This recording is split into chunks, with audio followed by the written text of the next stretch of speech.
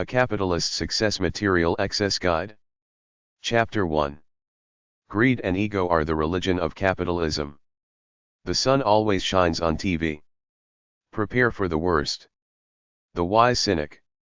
I was brought up learning about all the evil people in the Bible. I had my bike stolen at 5 years old. At about 7 years old, one of the older kids down the street out of the blue put me in a chokehold as I was passing him on the sidewalk demanding money from me. When I met him about 20 years later, he said he had no recollection of the incident, but I did. It was enough to break my bubble about how wonderful life was as portrayed on TV. I ain't no Pollyanna and no great fan of the human race, because human nature starts at self-centered and goes to evil. Truly good people are the exception, even though everybody likes to think they're a good, kind person. The proof is in reality. If we were really as kind and loving as we think we are, there would be no hunger or homelessness in the world. We would share what we have with the less fortunate, but we don't. We live in material excess, donate a few measly bucks to the church or a charity and think we're good, kind people. The real world is not like the glossed-up way life is portrayed on TV, where everybody is nice, easygoing, charming, and having a good time. Everyone is capable of pro-social charm because it's a basic survival mechanism, to appear friendly and good to others, but when someone appears too smooth, too friendly, or too charming, I know right away they're probably a con artist in some way with less than desirable motives.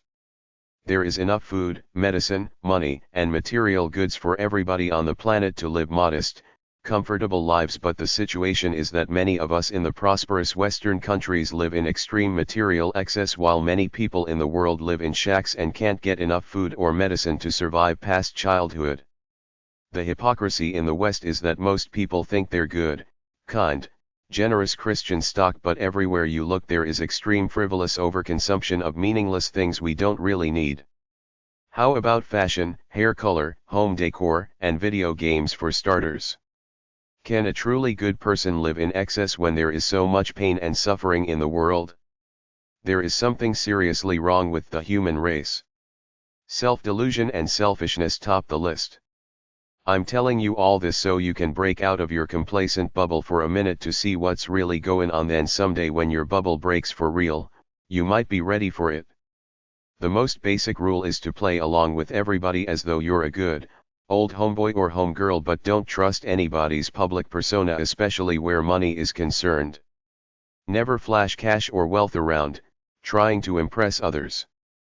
It's like putting a target on your back. Don't drive an expensive car around the ghetto. You're asking for trouble.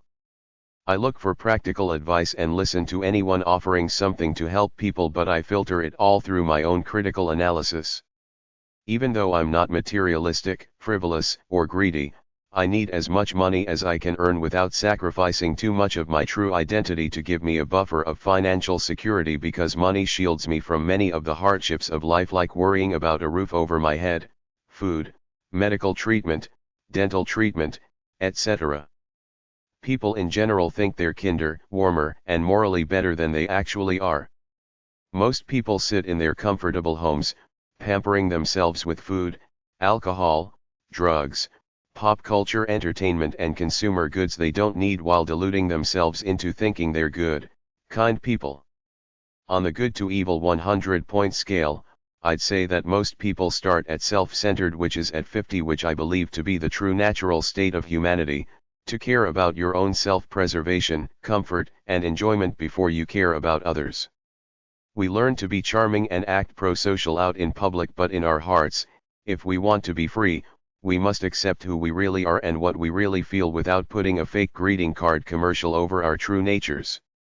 That's why I don't have the illusions you can read about in most psychobabble, New Age and religious inspirational books, or see on them stupid, phony feel-good TV talk shows. They're not real. It's fake gloss, which is why all that so-called wisdom never ends up helping anyone. It might give them a brief shot of inspiration and hope, but that's gone after a few days when reality hits and our instincts rule us again. Except for truly cruel, evil people and a few saints, most people spend most of their time between self-centered and selfish, 50 to 75 on the morality scale. A few are really evil, near 100, and a few are saints, near 0. This is why I don't buy into society's religious delusions, the New Age kumbaya shtick, or the ideology that career or business status and material wealth equate to a progressively higher moral standard. Everybody is as primal as I am. I don't care who you are, priest, politician, or doctor. You live in the same hedonistic fantasy land I do, in the privacy of your own mind. I'm free to be myself, see myself as I really am, and live that way in my own hedonistic self-centered noble bliss according to my own standards. My only rule is don't hurt other living things. After that, I don't have to fake it that I'm a one-dimensional conformist, pro-social clone as most people do behind their true self-centered natures.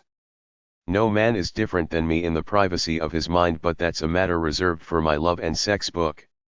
I'm free enough to know how self-centered I am, yet wise enough to know I must do something useful to help others, both to net me enough money to live freely and to attract the friendship, love, and casual companions I want. Why did I tell you all this? It's simple. Don't be a klutz. Don't give people the benefit of the doubt. Don't trust anybody. Act like you do, like you're a good old kind-hearted, trusting homeboy or girl, but always keep your hand on your wallet and lock your doors. Don't flaunt expensive things because it gives the bad guys ideas about robbing you. Don't believe that most of the bad guys are hanging out in the ghetto at night. The United States and Canada have been way too lenient on white-collar criminals and consumer fraud for a long, long time.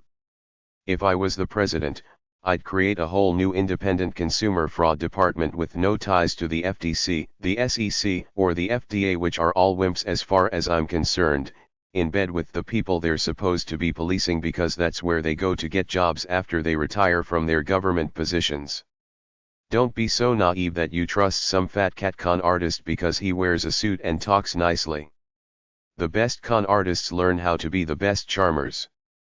People are so heartless that they'll steal everything from you, then laugh when you lose your home, go bankrupt, or put a bullet through your head. Stay basic, close to your own thoughts, close to the land and close to nature. Don't buy into the fake socio-economic game of status going on out there. Live for what makes you happy, away from the brainwash of the world. Everything in capitalist TV pop culture land is a fake job to try to turn you into a pacified spectator consumer clone. They want to get you to pretend you're interested in professional sports because that's supposedly what cool men do in our society. They want you to watch silly shows, read silly novels, then they fill you up with ideas that you could be a pop star idol or a dancing machine champ, which is just what the world needs while it's falling to pieces because of excess and global warming, and there are a billion people starving somewhere. It's all about selling you stuff you don't need, taking a piece of your individual identity away from you bit by bit as you buy into all the crap the marketing machine is trying to sell you. Once you stop buying into these lies, you should have plenty of money to pay your bills and save some, because you won't need to buy useless things anymore. Like, I rarely go into a mall or go anywhere to be entertained. My life is plenty interesting. I don't have to pay to sit in some dark theater watching some movie or watch some hyped up music act that doesn't do anything for me but waste my time. I'm waiting for somebody on mainstream TV like the CNN, CNBC money shows to tell the truth, which is that United States of America started destroying itself about 30 years ago when some multinational executives decided why not move their factories to Mexico or China, where the labor was cheap and there were almost no government safety, health, and other laws to deal with. I watch all those well-fed middle to upper middle class people on CNN's money show make rosy predictions for the future of the economy, and I feel like the kid in the emperor's new clothes. I see the truth. They're all living in delusion, towing the mainstream line. They say be bullish. Get the people to spend and invest, but the truth is that lots of people that you don't see on TV, the unskilled to semi-skilled who would make good factory workers, are struggling hard. They got no money to invest in the stock market, while some middle-aged dame on another money show with her colored hair is spewing off about oil being a good investment opportunity. They're all screwed. As long as they're comfortable and well-fed, they won't get it. My message is to live close to the land and close to your money like your grandfather did, and don't get caught up listening to all them talking heads on TV who just screw with your mind. Go to freedocumentaries.org and watch the BBC show about societal consumer indoctrination. It's about getting us to tie our happiness and success to buying things we don't need when the true purpose of life is to live by your spirit. Get real, the government is not your big brother looking out for you. People are mad because they invested in stocks when they knew all along it's legalized gambling and you could lose your shirt. It's the mentality of modern Western culture. I want it all, I want it now, I want the glitter and glamour of the useless things I see on TV. We created our own culture of entitlement by buying into all that capitalist, pop culture crap most of us get brainwashed by. Life is simple. Live close to where you are physically, not according to some fantasy image you got in a TV commercial. It's about what you do every day, not about what you own once you have the basic needs covered. People can't seem to understand that you create your life as you live it. You don't buy some mansion on the hill then you're set for life. What's so great about sitting on a cruise ship sipping margaritas, eating hot dogs? It's advertised as the pinnacle of life. What do you do for inspired nourishment every day? Down-to-earth living is simple. I have no delusions about anything. I live close to the land. I'm not a passive consumer spectator. I don't watch silly TV shows or waste my life on internet social networks talking to strangers I'll never meet. Get a life, your life, not a life some capitalist asshole manufactured to try to make you feel deficient so that he could make money off you. Why waste money on romance novels then waste time reading them? Why don't you go out and do something for yourself that makes you sweat, inspires you, or makes you smarter than you might find romance in real life, as opposed to trying to get a good feeling through passive entertainment? Do you read People, Us, or the National Enquirer? I rest my case as to why American society is going the way of ancient Rome. Entertain yourself sitting on your ass watching a screen and stuff your face until you die prematurely of some degenerative disease like obesity, type 2 diabetes, heart disease, or cancer, which is caused to some extent by all the toxins you put in your body and don't sweat out. We're brainwashed suckers who think we're free. I see all these shows on TV about helping you with your money problems. So far 100% of them told us this is a great opportunity to buy stocks because they're so cheap now as a result of the recession/depression. That's like scamming somebody then going back and telling them you got a great new deal. Imagine telling somebody who just lost 60% of the value in their retirement plan account that they should buy more stocks. This is how you know all that TV propaganda is insincere. They all want you to buy stocks because then you'll keep the financial industry going and they can run their cheesy, hyped up money advice shows. They tell you that markets have always gone up more than anything else in the long run. They don't tell you that some people lose their shirts and there's no guarantee that the stocks will go up in the next 10 or 20 years. What a great sucker business.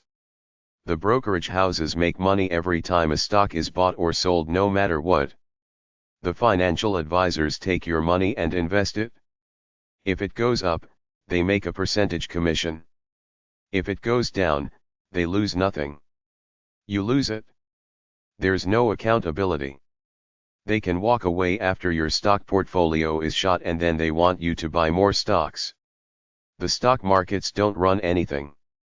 It's the people who work every day producing something tangible, not some people manipulating numbers in a room, but they put out this lie that the sky will fall if the stock market is not strong.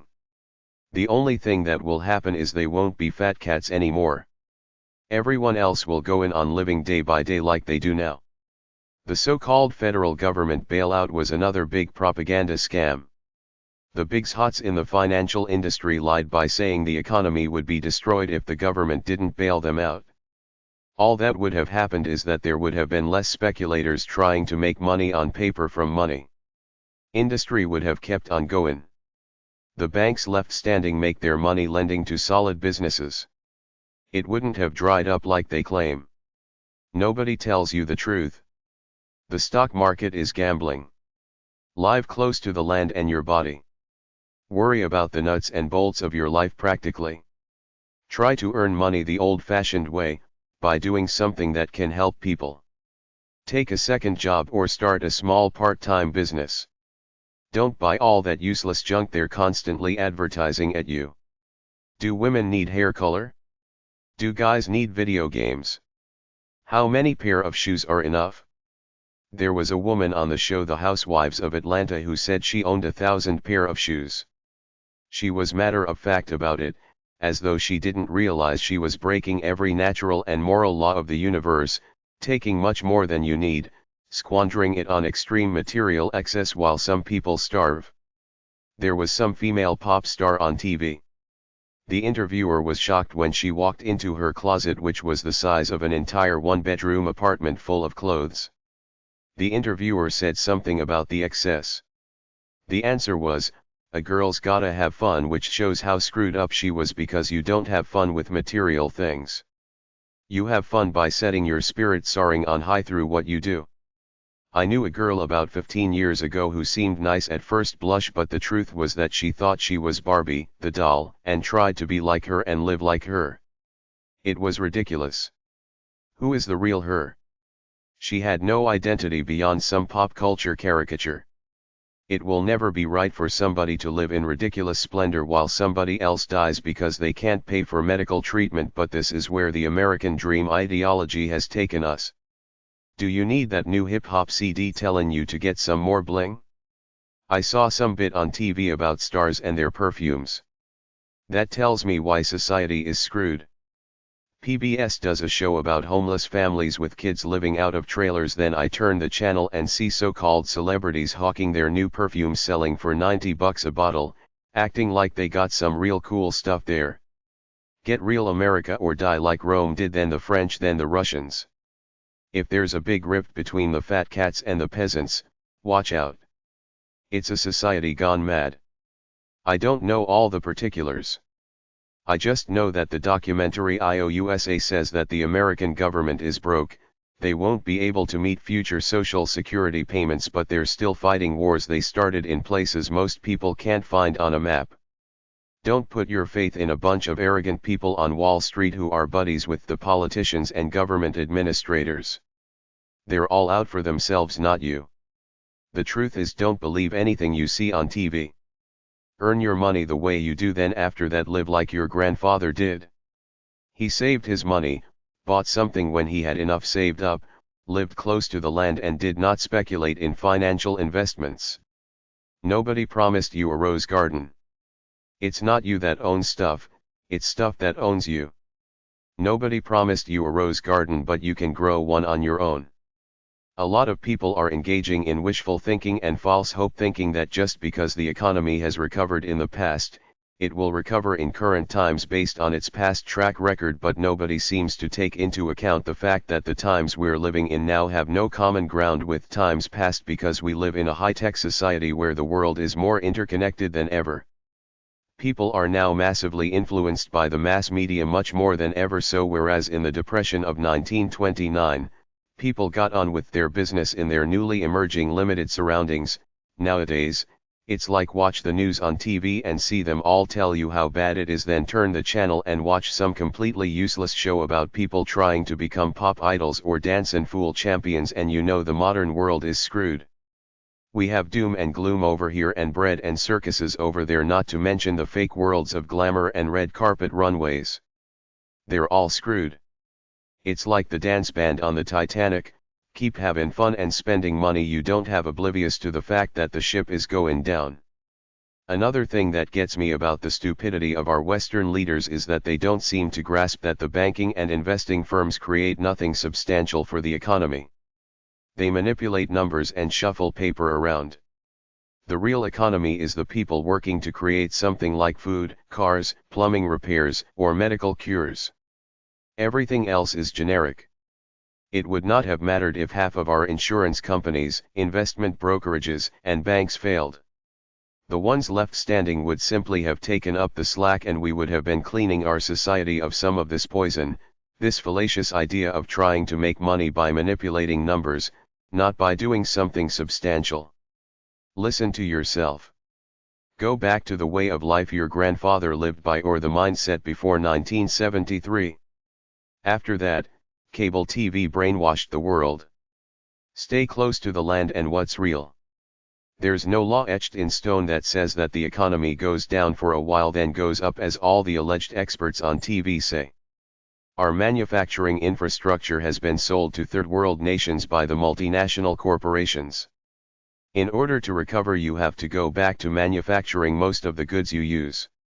It doesn't matter how much the Dow Jones Index goes up. You have to create basic jobs for the working people. I've been reading a lot of articles where the people say when the markets go back up, nobody ever stops and thinks maybe the American economy is screwed this time. If you saw the documentary IOSA or read the book, you'd think the American government is in deep debt like its citizens. If you watch that MSNBC money show every night, the biggest topic by far is how do I get rid of my debt? Things will not get rosy just like that. The American government is in deep debt and it keeps on spending money it doesn't have. I heard it has the biggest trade deficit in the world. United States has 800 military bases around the world. What a colossal waste of money. Develop your own alternative energy infrastructure, then you don't have to poke your nose in other countries to get oil. It's not a stretch to imagine the American government going bankrupt. Then what? All those financial advisors and media people got a job only if people listen to them and play the stock market. They have to constantly lie and say things are looking good or the big recovery is right around the corner. If they didn't say that, they'd be out of a job. The problem is that it's gone almost too far. The documentary on CBC.ca called IOSA said the debt of the American government is about $9 trillion. On top of that, the American government has future obligations as with Social Security and Medicare payments for the baby boomers, but they don't have a cent in the bank to pay for it. Go to gao.gov to find the budget figures. Anybody who thinks that the cycle is just gonna go around again is stupid. What about global warming? That throws another monkey in the wrench. The thing is that there were people predicting the trashing of America 20 years ago, but nobody listened until something finally gave in one fell swoop. Chuck Harder, chuckharder.com, chuckhardershow.com, and his buddies Martin Gross and Pat Choate were warning people in 1989, telling how America would be bankrupt and degenerate into third world anarchy. They blamed it on three things. 1. The multinationals moving most of America's manufacturing plants for basic goods to third world countries to save a few bucks.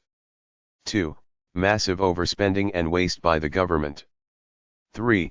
The fat cats on Wall Street and the CEOs being massively overpaid, playing with other people's money, thereby robbing the little guy.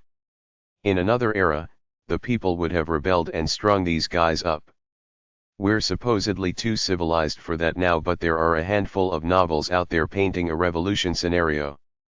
Anybody who lives in a mansion is killed because they represent the fat cat elitists who oppress the regular people in one way or another to get their money. It's just like Zimbabwe with the white farmers. You can't stop gangs of marauding desperados. The cops couldn't stop the riot at Florence and Normandy. The cops hauled ass to save their butts. Anarchy is easy. Just let the people go hungry for about a week. Stop the oil which stops the trucks. Inequality destroys nations and kills lots of people. In 1967, just a few years before President Nixon officially declared the U.S. would not honor their dollar gold commitments to foreign nations, an up and rising economic star named Alan Greenspan said this: "In the absence of the gold standard, there is no way to protect savings from confiscation through inflation. There is no safe store of value. If there were, the government would have to make its holding illegal, as was done in the case of gold.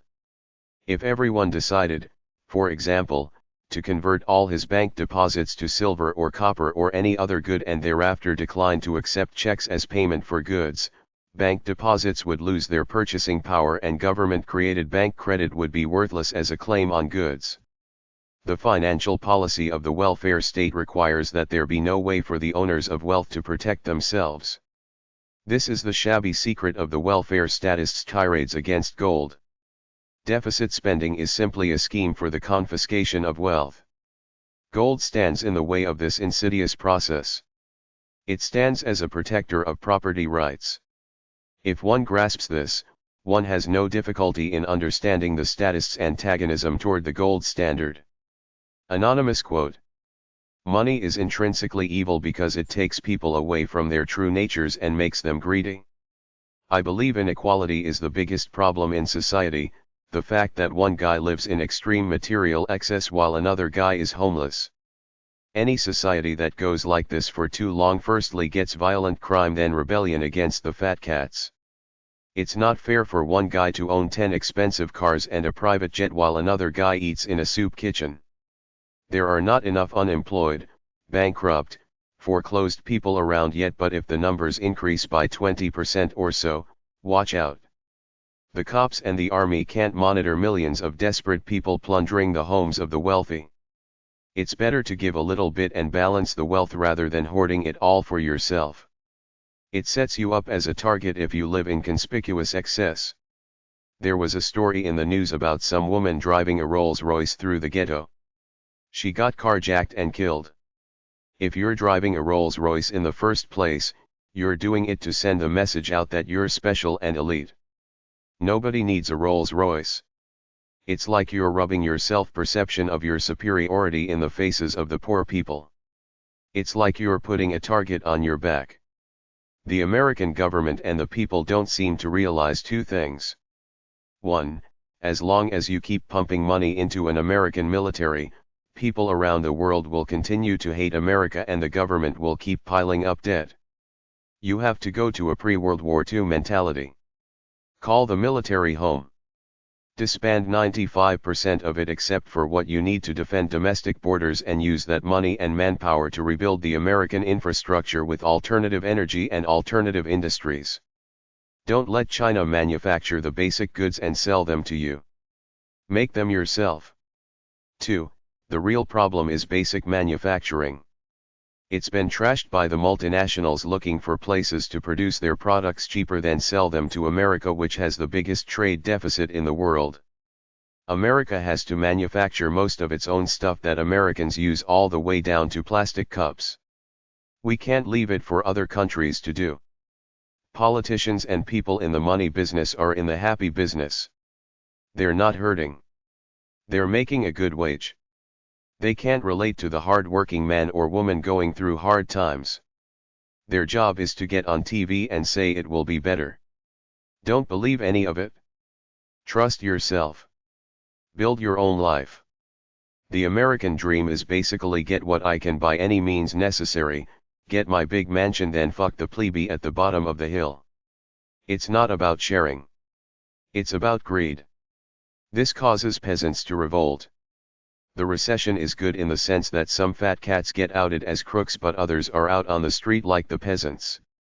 Most fat cats have their big nest egg while the average Joe is suffering. They say capitalism is good. It's a lie. It's only good for the elitists at the top.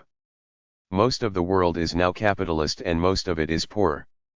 The few at the top are trying to squeeze everybody else for as much money as they can. If it wasn't for the workers demanding their rights, we'd still living in a servitude economy, making $4 an hour. You can't really fight these big-time insiders unless you revolt. As long as there is a Democrat or Republican running the government, America will never achieve prosperity because these two parties are insiders who take turns running the government. There is no sense of urgency to them. They're well-fed and well-heeled. That's good enough for them. There has to be at least one other party in there to get them off their asses and feel threatened, but they wouldn't even let Ralph Nader participate in the presidential debates, so it's not really a democracy when the same two parties take turns running the country.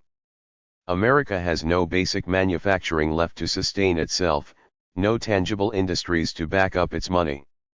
What I find really funny is how oblivious people seem to be. We still got loads of entertainment tabloid TV shows on every weeknight worrying about Brad and Jen and that fake world called glamour.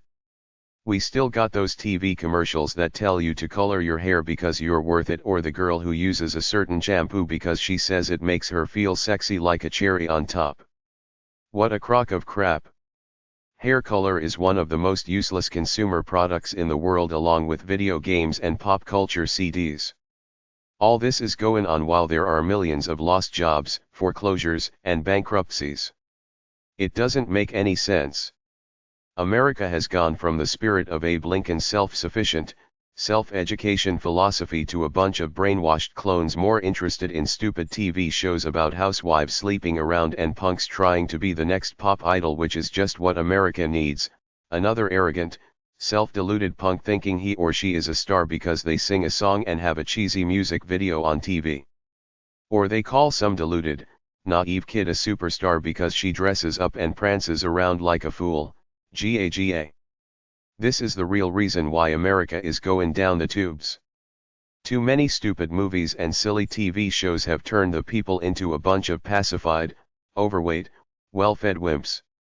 Most people don't do much to try to take control of their lives in a real hands-on kinda way. If we had a real tragedy like we ran out of oil and the trucks couldn't deliver the food, most people wouldn't have a clue of what to do next. If somebody pulled the switch on the power companies, that alone would cause mass panic. Reap what you sow. 1. Don't try to own or possess anything. Just love your life and the people around you as you live it. I don't care about money beyond having enough for basic comfort as opposed to excessive luxury, which is the American dream ideology. Get much more money than you could ever possibly need to buy a bunch of meaningless, frivolous stuff that doesn't enhance how you feel inside. Native people throughout history who lived close to nature always lived by the creed that you take what you need and leave the rest for others. This is why I think extreme material excess is wrong. We all intuitively know it's not right to surround yourself with loads of frivolous goods while so many people starve every day and die because they can't get basic medicine. This violates the spirit within yourself that you were born with. If you have any nobility, it's gone as soon as you start looking for happiness through buying many more things than you need. That's one reason why the modern Western nations are screwed. There's no balance in the way people live. We don't try hard enough to help the bottom rung of the economic ladder. The money spent on hair color and video games could probably solve world hunger and homelessness. That's why material excess ruins people. We were conditioned to always be looking for the next thing to entertain us, just like the decadent Romans just before the Great Fall. It's bad enough that we got 300 channels of crap to choose from on TV, but there's professional sports, pop stars, movie theaters, amusement parks, etc. What about pursuing what you feel within yourself away from all this junk? Reap what you sow too. How do I know there's no recession or depression, or is it kinda like the dance band on the Titanic, playing along while they were oblivious to the fact that the ship was sinking? Pop singers are still coming out with new CDs, promoting them. They're still cranking out new stupid movies about killers, fast cars, and superheroes. The fashion shows are still going on. Most TV commercials are for useless products. Somebody's gotta be buying this stuff. If there really was a depression, what sane person would waste their money on some pop star's CD? Watch MTV for a while, especially the TV commercials. There's the headspace of a lost society. Rome can burn, but we'll still be frivolously cool and watch our soap operas. You reap what you sow. A lifestyle of material excess should righteously lead to self-destruction. The Buddhists say what goes around comes around. The chickens should come home to roost. It's not right for some people to live in extreme excess while other people are starving. There's something wrong with the balance of nature here. I watched all the idiots everywhere go crazy because the stock market was crashing and a few financial companies went bankrupt, but the funny thing is that it's old news. Around 1990, a guy by the name of Martin Gross or Pat Choate wrote a book called Bankruptcy 1995, which was about a bankrupt America. The problem was discussed in the late 1980s by underrated American radio talk show host Chuck Harder, who said that American fat cats were selling America down the river by either moving their manufacturing processes to cheaper third world countries or simply outsourcing their production to them rather than supporting American manufacturers. He got rewarded for his insights and criticism of the government by getting an IRS audit. That's how they silence the truth nowadays. Slap the truth sayer with an audit, then find violations. The big reason why the country is now screwed is that the basic manufacturing industries are all gone. It's got nothing to do with the financial industries on Wall Street. The other reason is a lifestyle of greed and overindulgence. Why do we have 10 entertainment tabloid shows on TV every night glorifying the lives of a bunch of manufactured pop stars with not one show telling you how to live your own life and do your own thing? And I'm not talking home decor and home improvement. That's more brainwash from a capitalist world, get you hooked on buying junk and doing useless home projects to try to bring meaning to your otherwise empty life. I'm talking about a show that showcases people who build their own houses, run their own business, create their own jobs and otherwise live self-sufficient, independent lives. It doesn't exist. CNBC has their practical money shows on between 8 and 12 o'clock, but they deal with money only, not with a self-sufficient lifestyle. There is no depression because every night all those entertainment news shows saturate the airwaves along with all kinds of commercials for useless products like hair color, hair conditioner, home decor, junk food, men's colognes, trendy underwear, and cosmetics. When you stop seeing these commercials, that's when we'll really be in a depression. Until then, it's all TV bullshit. People don't get it until their comfort levels are rocked. It's ignorant bliss. Charge it on the credit card. Live above your means, then file for bankruptcy. I think an economic collapse is good because it's the only way to wake people up from their lives of extreme material excess. If I had my way, I'd burn all video games and consoles. It's such a waste of life and spirit to spend your time doing something so utterly meaningless because you're so bored you want to be entertained. If you want to know what's wrong with America, watch the Access Hollywood shows on TV on any given night. There's a real world and a fantasy world. Most people don't know the real world because they've been indoctrinated by the fantasy world pummeled at them on TV every night. Why don't you buy more Spanx to cover your panty lines? When something like that is hailed as a great American success story, you know something is wrong with the society you're living in. People are starving somewhere. Americans are getting foreclosed on in droves while we're buying Spanx because we're worried about our panty lines showing. This overprosperity to the point of buying the most ridiculous, trivial products must have some kind of effect on the balance of life in the world. If I believed in God or karma, I'd say you reap what you sow. Rome went decadent before their great fall. How many hungry, poor people around the world see America as the big, fat cow taking much more than it needs.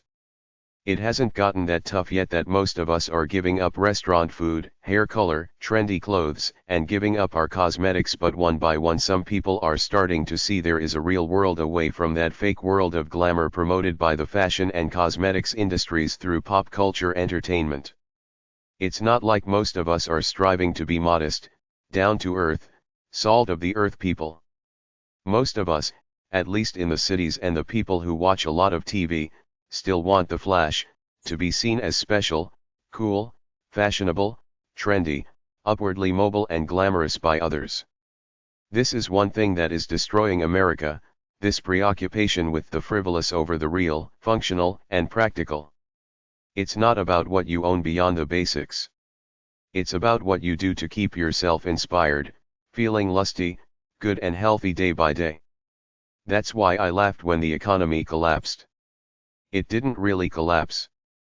People were just worried because their stock values went down, so now they can't buy all the useless junk at the mall they don't need anyway.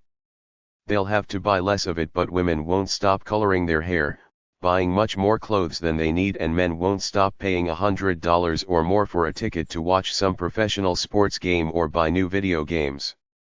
Until our modern societies go back to the basic self-sufficiency thinking of our ancestors of 3 or more generations ago, we'll continue to choke from the debris of our tech-savvy overindulgent lifestyles. We'll continue to gorge on junk food, use credit cards, buy useless gadgets, watch meaningless stuff on TV, constantly trying to be entertained. We'll buy bigger houses than we need, music CDs, movie DVDs and loads of other stuff we don't need. Get a life, your life, not the life you were brainwashed by. Do something for yourself by yourself, from the power within yourself, away from everything you've ever been indoctrinated by. Chapter 2. Fool for Material Excess. Material Excess 1. A rich man can't be good and kind, for if he becomes truly good and kind, his conscience will force him to give his wealth away. And so they grow richer and richer, and the more they think of making a fortune, the less they think of virtue, for when riches and virtue are placed together in the scales of balance, the one always rises while the other falls. Plato, The Republic, 8, 427 to 347 BC.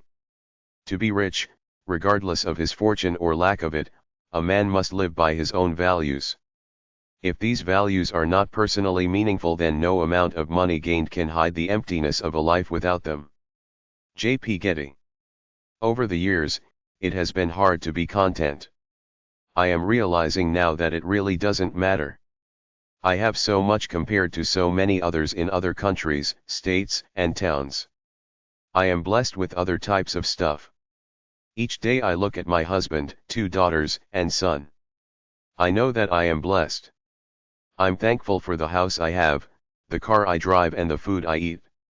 At the end of each day, I realize again that I'm content and blessed with all my stuff. Sharon in book Financial Peace by Dave Ramsey, financialpeace.com. At one time, I moved out of a house full of furniture, a big wardrobe of clothes, and a bunch of stuff. I moved into this little place. Besides the things I used daily, like my basic clothes, TV, computer, and a few other things, everything else was in several boxes which I left in a corner. They must have sat there for at least a year and a half, where I barely touched them. Then when I went over to have a look, there was a layer of dust over all of them. I laughed to myself because it proved to me how meaningless material things are. I had almost nothing, but even still, I didn't need the things in those boxes. If you don't use something for 18 months, you don't need it. Ever since then, I've been laughing at everybody who thinks happiness comes from possessing material things. It comes from following your true nature to make your spirit soar on high, strong and free. The marketing forces of the material excess ideology try to get you hooked on the lie that the more material things you own, the happier you will be.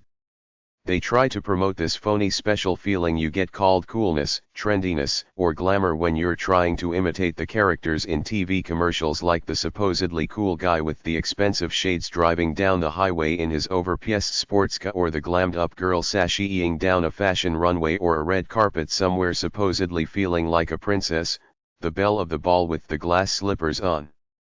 Pop culture entertainment is marketed as the cool, cutting edge of life that all the stupid plebeians are supposed to try to imitate by sacrificing their original minds and souls to it, buying all the junk advertised within it to try to culture some image about themselves that's supposed to be cool, trendy, off the hook and cutting edge. But to me it's all a bunch of low-level indoctrinating brainwash that a lot of people fall for to try to fill their empty lives up. It's the downfall of modern, Western society, us, the people, sacrificing whatever is original, inspired and beautiful within ourselves to buy into the lies of material excess as the path to happiness, and pop culture entertainment as the cutting edge of life which we should try to imitate if we want to be seen as cool, cutting edge people by others. If you color your hair, it supposedly makes you feel special, like you're part of some fake, elitist world of glamour. But what exactly does glamour mean? How do you get a special feeling in your life? If you were really worth it, you'd be above the need to do something as stupid as putting some gunk in your hair to make it look fake because you think it will make you look more trendy, cool, and glamorous. But none of it works, because you can only get a special feeling from within yourself through something you do. I've identified only 5 ways that I know of through which I can get a special feeling where I feel as though I'm soaring above the generic mundanity of the human condition. 1. Release some inspired energy in my soul to do something tough and worthy with some intensity. 2. Feel a truly loving bond with either a person or a pet. 3. See somebody do something incredible, tough, or otherwise worthy from their original ride of the human spirit that inspires me, and it ain't got nothing to do with the transient, fake heroes marketed at us through the likes of manufactured, so-called movie stars and pop stars. 4. Partake in recreational substances to the extent that they open up my soul/subconscious mind and I get to see the real, naked, pure me in my essence for a while. It's like fulfilling a current vision quest at any point in time. It allows me to clearly see what really matters right here and now. 5. Do something for the pure pleasure of it, like get drunk and dance around freely like Zorba the Greek did, or indulge my sensual carnal desires. There's nothing in the fake world of material excess and so-called glamour that can give me a special feeling. I'd feel like a fake caricature of some phony cool, brainwashed, arrogant asshole if I drove around in an overpriced sports car wearing $200 shades. Is that supposed to give me some kind of transcendent feeling, thinking I must be cool or something? On the celebrity tabloid shows on TV, you see the so-called starlets lining up to walk down some red carpet, hitting some standard pose like the pretentious pout over the back of the shoulder with that phony, sexy look. This is the second most sacred altar of pop culture entertainment behind being on stage at an awards show. If you're walking down a red carpet and it's being filmed for one of them gossip tabloid shows, this is supposed to mean that you are now in the land of special, superior people who have made it over the rainbow to become a part of some elite, advanced in crowd, feelin' special, higher and mightier than the unkempt masses of ordinary plebeies watching with envy on TV, supposedly wishing they were there. The lines of young women and some men who think this is just the greatest thing to aspire to in life never end. This mass delusion of these fake entities called glamour, glitter, and pop culture coolness is what society has degenerated to, and millions of people fall for it. If I think that getting my picture in a magazine or on TMZ.com is gonna do something to enhance my inner states and give me a special feeling of elitism, arrogance, and glamour, then I'm a fool for buying into this load of bull the pop culture marketing forces have brainwashed just about everyone into buying. How many people become limited versions of who they could have been? How many people live for pure spirit? If you buy into all that pop culture entertainment and marketing crap promoting the ideology of material excess, you got no one to blame but yourself when you find yourself surrounded by a bunch of meaningless junk and still can't get no satisfaction out of your life. It's all so simple if you just shut off the brainwash and see your life for what it really is without pretense. Material excess too.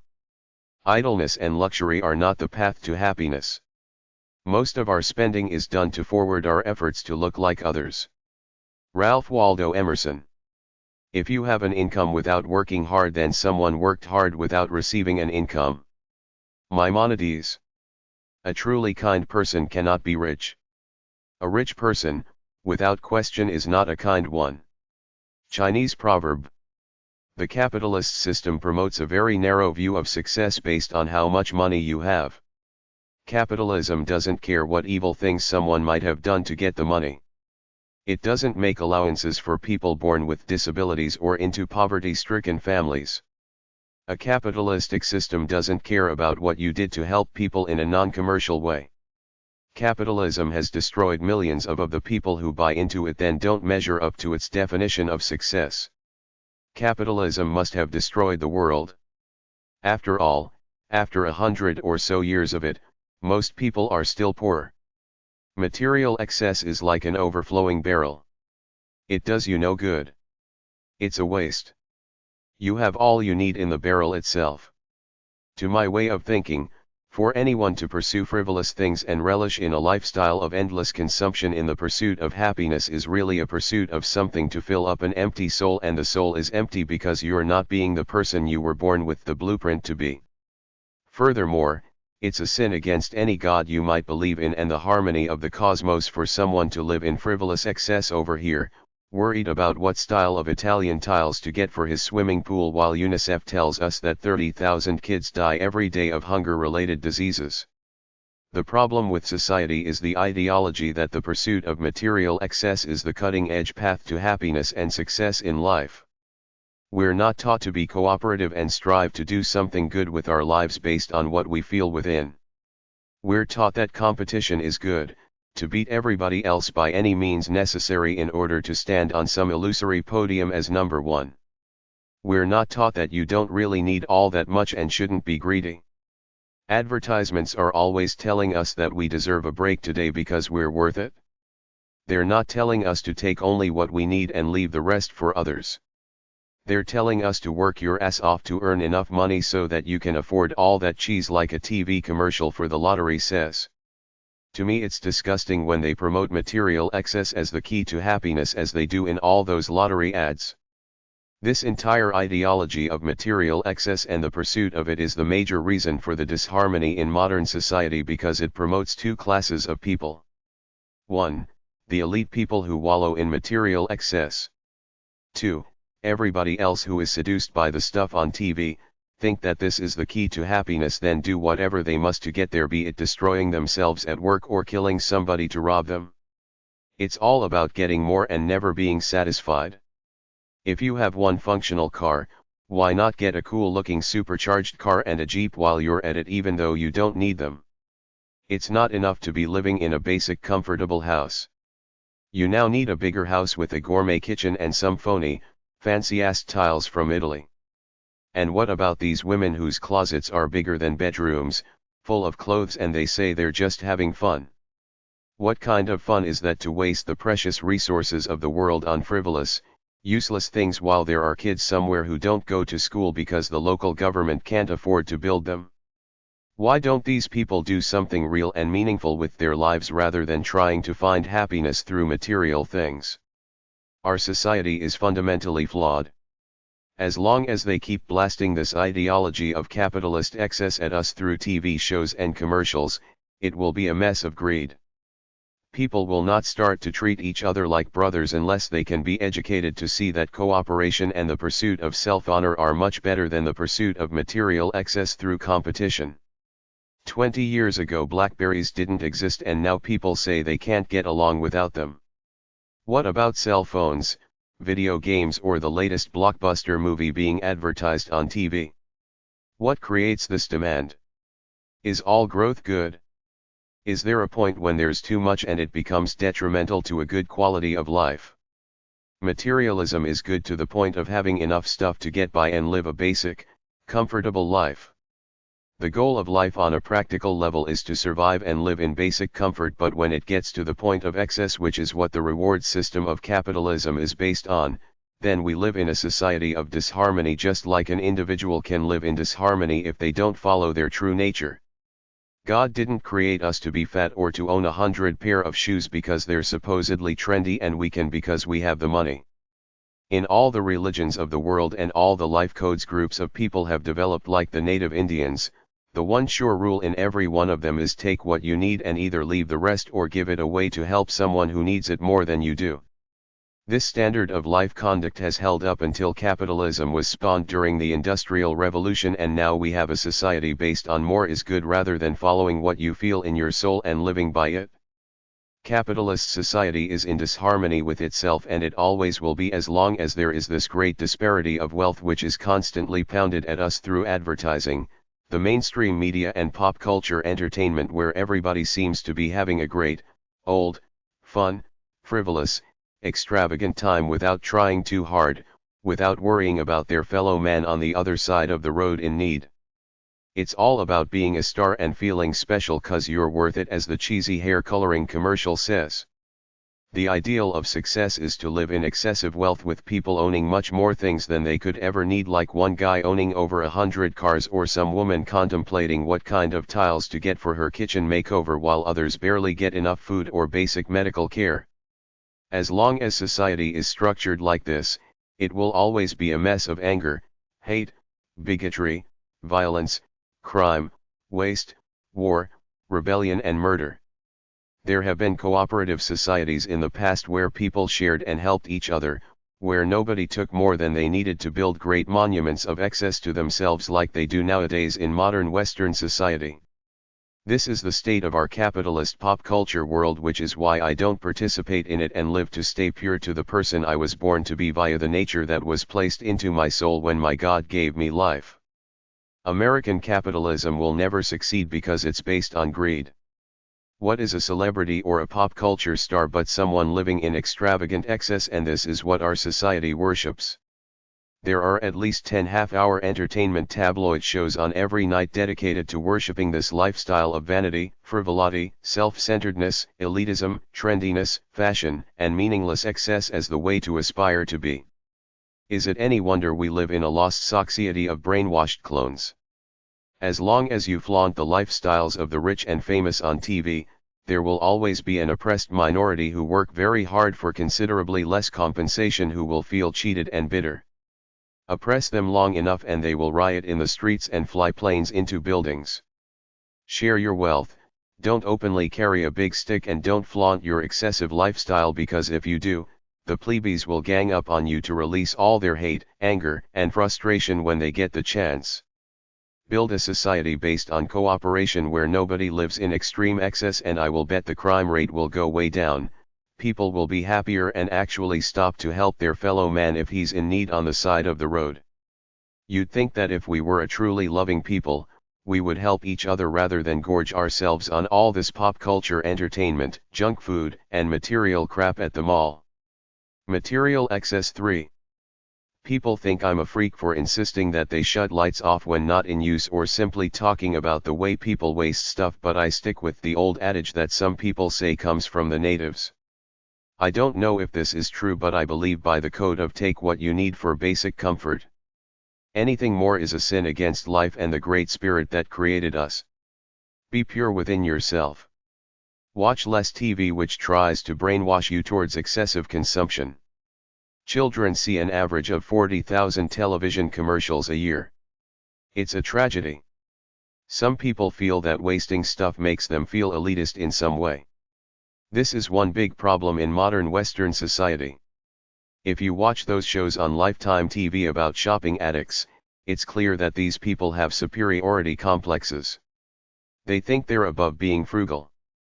Buying things they don't need and wasting stuff make them feel elitist in some way. People buy food all the time, put it in the fridge, then 2 weeks later throw it out.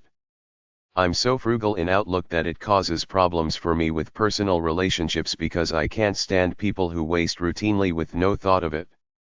Sometimes I have to look the other way, but I feel like I'm fighting a losing battle because our glittery society is based on waste. If you don't like something, throw it away, buy a new one.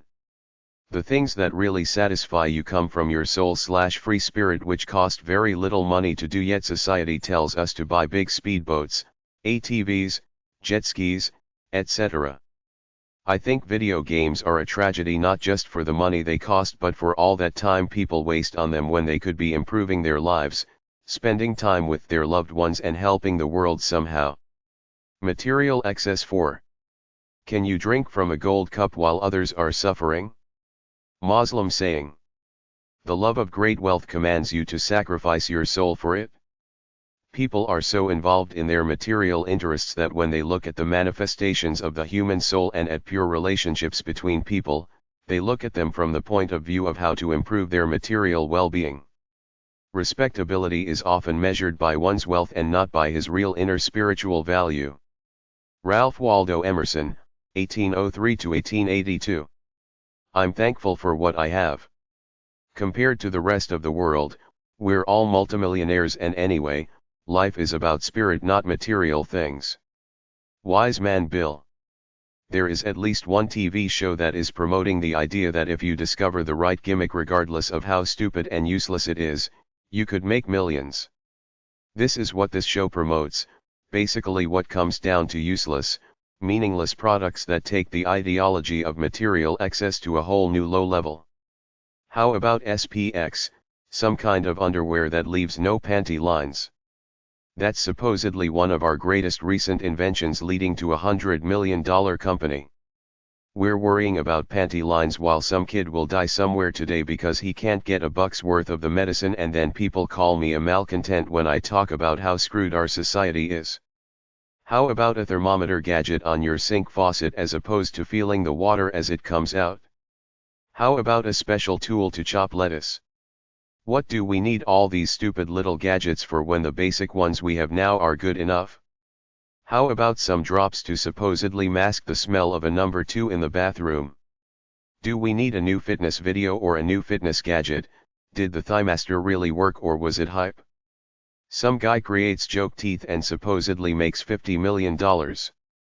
We're choking on our material excess, and we got a bunch of people with these deluded ideas that the path to the American dream is to create another gadget or gimmick that people will buy. It doesn't matter how useless or worthy it is as long as it sells. Martha Stewart is touted as a great American success story, but it's based on meaningless, useless things that don't do anything to help anybody.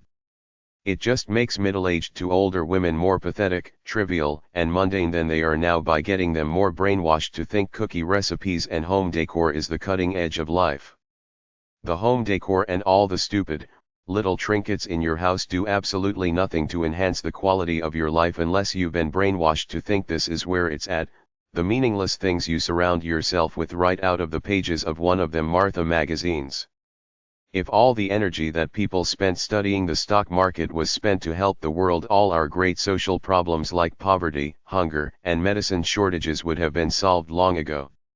I keep thinking back to that statement made by Leo Tolstoy, something like my piece of bread only belongs to me if I share it first to make sure everyone else in the world eats, which to me is a good standard to measure goodness by, because by this standard, anyone who has more than they need and are not sharing it are not good people regardless of what phony face they put on for the world. The reason I'm down on capitalist materialism is because it's wasteful and intuitively not right, divides people into social classes based on their possessions. It's an exploitative system where people take more than they need, thereby disrupting the harmony of nature. It destroys the environment by taking many things out of it without replenishing it, polluting it in the process. It's an illusion put forth by the system as the road to happiness, which destroys many people who can never get enough, shopaholics, or don't quite feel they match the standard of the GQ guy or the Cosmo girl. So in the end, it's good and necessary to take care of the practical things in life and take what you need from the world to enjoy yourself, but don't start basing your happiness on the things you own. It's really all about inspired action through intense living. Animals take what they need and leave the rest. Indians of the past took what they needed from Mother Earth and left the rest. Human society got it wrong when capitalism came into the equation and people started hoarding more things than they could ever use, wanting more frivolous products and luxury items. If you live by excess, there's a piece deep down inside of you that knows while you're driving your Jag and living in your big house that somehow it's wrong in context of the balance of life in the universe. If you buy things just for the ego's sake of being seen with them, like a big house and a big car, that's a waste, but if you buy something and make good use of it, that's justified. Excessive materialism poisons the mind because when you live that way, you're violating the integrity of your life as well as the integrity of the universal life force. It's not right for anyone to live in excessive luxury while there's so much need in the world, even if they've earned the money fair and square. It makes you less of a human being, both to yourself on a deep level and to every enlightened person you come across who can tell you're violating the basic laws of life by living this way. You can't help but feel you're dishonoring the balance if you live in excess. How can you possibly expect to be a real human being if you own 100 pair of shoes or 85 motorcycles and a homeless guy 2 miles away is barely struggling to get by? Everybody who lives this way feels the inequity of their lives at some point in time. They know the excess is wrong, yet many neglect it and live their excessive lives, causing disharmony within. They just rationalize it as the American way, part of the American dream, and keep doing it. F. Scott Fitzgerald, a self-destructive drunk, but that's another story, wrote one great shining book in his life called The Great Gatsby about these rich people during the Roaring Twenties, their frivolous, superficial lives, their facades, the games they played with each other with apparently no sincerity or truth there, and ultimately, their apparent callousness and exploitation of the people around without even seeming to realize they were being like this. I remember this one guy who worked at a horse stable for wealthy people and told me they saw him as a piece of the furniture like the horse's saddle. They never acknowledged him as a human being, just ordered him around to do his job. Chapter 3. Why material things didn't satisfy me. My balance theory of life. Take what you need and leave the rest or give it away. Look at the animal kingdom. All animals have limits except for man. A lion can't kill 20 antelope and freeze them. A squirrel has only so much energy to gather nuts and store them. Human beings are the only animal who screwed it up. I was watching one of those Real Wives of Vancouver TV shows. There's this chick there, arrogant that she owns 7 expensive sports cars. She doesn't realize she's committing a sin against the natural law of life. Take what you need for survival and basic comfort but leave the rest for everybody else. Capitalism has messed a lot of people up. She's thinking she's large and in charge but doesn't realize that excessive conspicuous consumption while half the world is starving doesn't make her look cool and successful. She alienates normal, reasonable people by coming off like a cold, selfish, greedy bitch, and she's really smug about it too. I was brought up in my Roman Catholic faith to have compassion for others, to help people in need, not to live in a mansion on a hill with more junk than I'll never need, shielded from the plebeians below. But this is what we got in the modern world, and it's even celebrated on some TV shows. Then we wonder why the human race is screwed. Greed, taking way more than you need, has virtually destroyed the human race. My rule of morality is kind of like the native view of life. Respect your life, respect others, respect planet Earth. Take what you need, use it wisely, but don't take what you don't need and waste it. Whatever you have and don't need, if you keep it and hoard it in the name of being a winner in the capitalist world because you feel you're entitled to it, somewhere deep in your soul, you know you're violating the spirit of life, which is to respect yourself enough to live in balance and be civilized enough to help each other get through our lives as best as we can. To my way of thinking, the more money and material things you have over and above what you realistically need, the more detached you are from the nature in your soul. We all intuitively know when we're violating the spirit of life by living in excess, while we're perfectly aware that there are desperate people out there who need the very basics, and we're sitting pretty, thinking we're cool, trendy and fashionable because we surround ourselves with all this stuff that doesn't really do much for our deepest spiritual inspirational development. So the lesson is, if you have it and don't really need it, give it away to someone who does. The less you own over and above the basics of comfort, the freer you are. You can't take it with you when you die, so what's the big deal about accumulating crap you will never use, like all these idiots running around to flea markets to buy more crap that does nothing to enhance the spiritual pursuit of life? What does owning 100 or more pair of shoes, trying to imitate the characters on the so-called sexy TV shows, really do for you? It would make me feel like a fool for being such an empty-headed arrogant bastard or bitch, while I knew there was some homeless guy a few miles away desperately looking for a decent job, while I'm sitting there thinking I'm cute and trendy, far above it all because I have all these material goods that supposedly mean I'm a winner in society. And then there are all these stupid TV shows like the Antiques Show or all them home decor shows. To me, these things simply exemplify my point about how mundane and stupid our society is, buying into all this uninspired, stupid crap. Live by who you really feel in your soul, not by the bondage the world has suckered you into following as its supposed path to happiness. I know about these things because I lived through them. I was a classic brainwashed yuppie. I remember all the clothes I owned which I would almost never wear. I just felt that this is what a good yuppie is supposed to do, get a wardrobe of fashionable clothing because it makes you look cool, trendy and sophisticated to the chicks. But it kinda hit me one day when I was drinking with one of my working class buddies and he asked me for a warm shirt because it was cold outside. Here I was with a closet full of meaningless clothes that I was accumulating for some phony reason unknown to me, and here was this guy with barely nothing. It was then that I realized I was wrong. Before those lost years, I had always gotten by with only a few articles of clothing. In fact, even when I had oodles of clothing, I still wore only a few pieces that I felt comfortable in. I actually felt shameful about what I owned, a bunch of crap that I had bought to create this picture-perfect version of yuppie coolness I had gleaned from corporate advertising and media images of trendy people. But in truth, when I stripped away all my indoctrination, it meant nothing to me.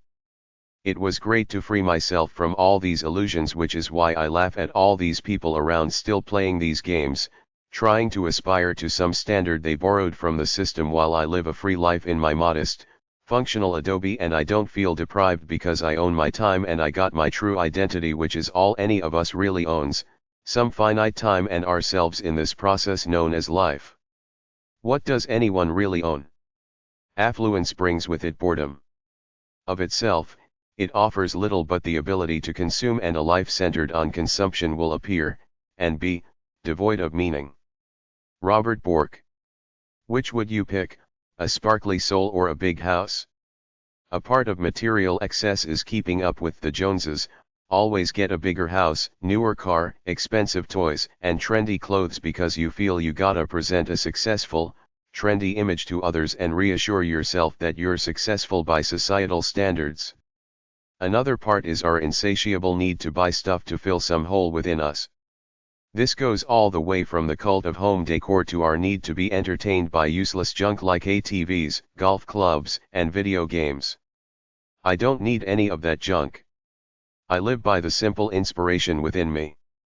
This lifestyle you've been brainwashed by sets you up with an eternal list of values, expectations, desires, and wants, such as thinking competition as opposed to cooperation is a high virtue, wanting some level of career success, aspiring to have your house look like some layout in a home magazine, wanting to look a certain way based on images you've seen in the media, and wanting the material fruits that any good capitalist consumer would want, so instead of simply accepting the present moment for what it is and being happy with it, you're always a little sad because you don't quite have everything you want out of life, and according to capitalist thinking, you never will. Your material desires and pop culture dreams of being cool and happening never end in a capitalist world. If you have 3 pair of shoes, you figure why not 10, 20, or 100 to bring you closer to happiness, but, of course, it never does, because the real issue is one of spirit, not material things. By my personal code in life, when you cross the line from basic comfort to material excess while you're perfectly aware of all the poverty, hunger, pain, and suffering in the world, on some level, everyone must realize this, and it reverberates with negative energy through one's being.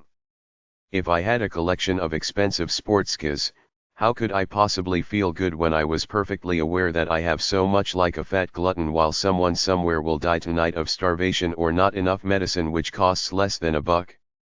It's not just that. It's the natural law of the universe. Take what you need and leave the rest. The natural resources of the universe were not meant to be exploited or wasted. Your God told you to use the land and its resources to provide for yourself and your family, but don't exploit it to the point where you're upsetting the natural harmony of the planet by taking a lot more than you need. Your life is within you, what you do and what you think, not what you own. This is easily the biggest sin we in the West commit all the time. We take way more than we need, then we think it gives us social status and happiness, but it doesn't.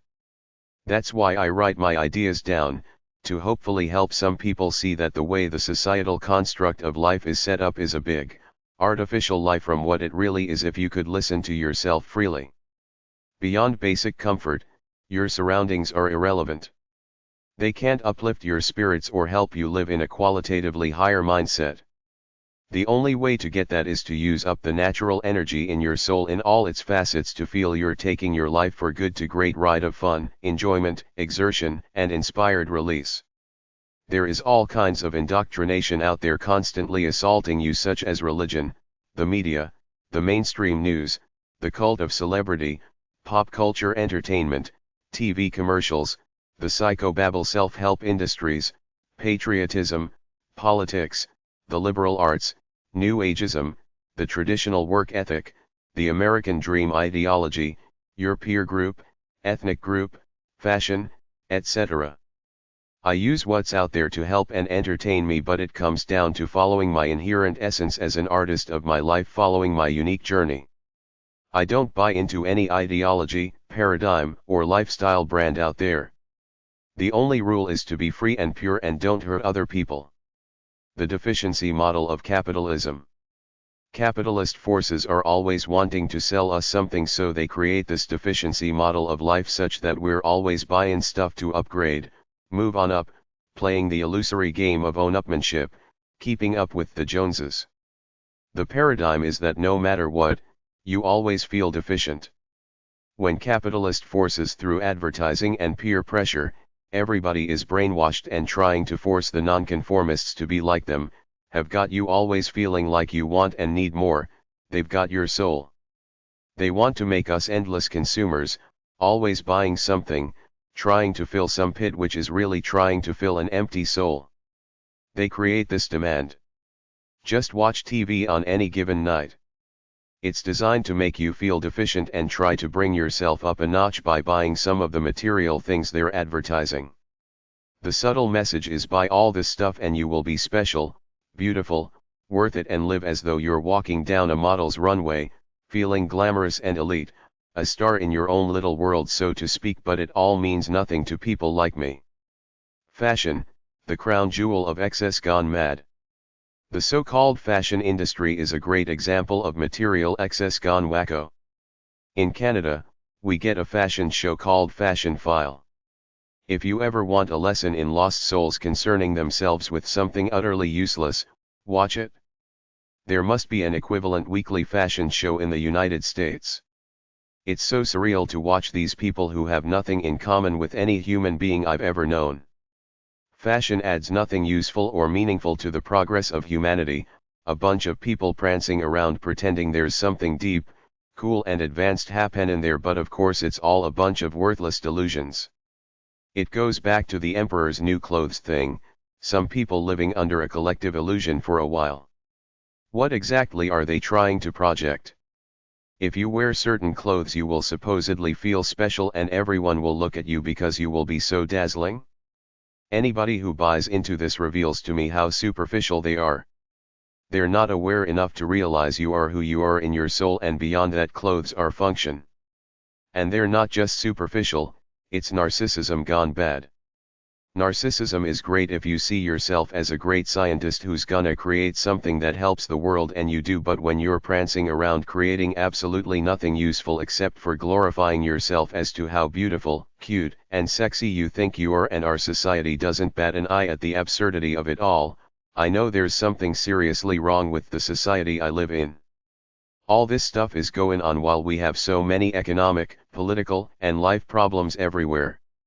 There was some girl on the CBC show Fashion File who was this model supposedly turned singer. As I watched them showcase parts of her music videos, I couldn't help but think, what is the purpose of those music videos? To entertain people or to try to show off to yourself and to others how advanced, beautiful, cute and sexy you are? Where is the entertainment value in the artistic sense? Where is the attempt at great art versus cheap pop culture trash? We've seen these choreographed sexy dances in music videos all the way back to Janet Jackson. They're passé by now. Why can't a so-called musician make it on the music as opposed to the image? Who is the target market for all this stuff? Another bunch of preteen girls will grow up thinking that being empty-headed clones hooked on fashion, material excess, and hair color is just the coolest, most glamorous way to be. I've seen 2 guys in the past month who colored their nails as a girl would do. Get a real life, then you won't have time for this foolishness. I bought a pair of sneakers that cost $20, then a friend of mine bought a pair that cost $120. I put the 2 pairs side by side and tried to see what the difference was except for the brand name. There was no observable difference to me. Instead of wasting perfectly good money on something useless you don't need, why not give it to help a peasant who needs it more than you need your vanity or a cute, comfy feeling of pampering yourself cause the TV commercial says, you're worth it? Wealth and compassion in the Bible. To be a true Christian and not just claim to be one, we must give of what we have generously. The Bible rebukes hypocrites who give in order to get praise and publicity. The right way is to give anonymously out of the goodness of your heart. You do it because it's the right thing to do. Go and sell all you have and give the money to the poor and you will have riches in heaven, then come and follow me. Matthew 19:21. Then Jesus said unto his disciples, Verily I say unto you, that a rich man shall hardly enter into the kingdom of heaven. And again I say unto you, it is easier for a camel to go through the eye of a needle than for a rich man to enter the kingdom of God. Matthew 19:23-24. Command those who are rich in this world that they be not arrogant, nor trust in uncertain riches, but in the living God, who gives us richly all things to enjoy. Command that they do good, that they be rich in good works, ready to distribute, willing to share, laying up in store for themselves a good foundation against the time to come, that they may lay hold of eternal life. 1 Timothy 6:17-19. Take heed, and beware of greed, for a man's life consists not in the abundance of the things he possesses. Luke 12:15. Blessed is he who considers the poor, the Lord will deliver him in time of trouble. Psalms 41:1. The sun is no sooner risen with a burning heat, but it withers the grass, and the flower falls, and the beauty of it perishes. Likewise, the rich man shall fade away in the midst of his busy life. James 1:11. Command those who are rich in this world that they be not arrogant, nor trust in uncertain riches, but in the living God, who gives us richly all things to enjoy. Command that they do good, so that they be rich in good works, ready to distribute, willing to share, laying up in store for themselves a good foundation against the time to come, so that they may lay hold of eternal life.